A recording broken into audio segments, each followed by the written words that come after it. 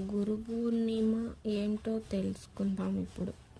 అందుకని ఇలా వచ్చి పోతూ ఉంటే గురు పూర్ణిమలు ఎన్నో వస్తాయి. ఎన్ని సంవత్సరాలైనా గడిచిపోతాయి.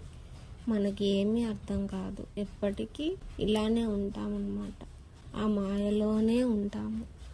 అందుకని అది ఏదో గురు పూర్ణిమ అంటే అలా గుడికి వెళ్ళొస్తే పుణ్యం వస్తుంది అన్నట్లు కాకుండా, గురు పూర్ణిమ అంటే ఏమిటి, వాటి అర్థం ఏమిటి, ఆ పదం అర్థం ఏమిటి, గురువులు ఏం చెప్తున్నారు అనేది మనం అర్థం చేసుకోవడానికి, మనం వారి వైపు మనం వెళ్ళడానికి, గుర్తు చేయడానికి ఇలా మనకు గురువులు పెట్టిన విషయాలన్నమాట. ఫుల్ వీడియో లింక్ కింద ఉంటుంది.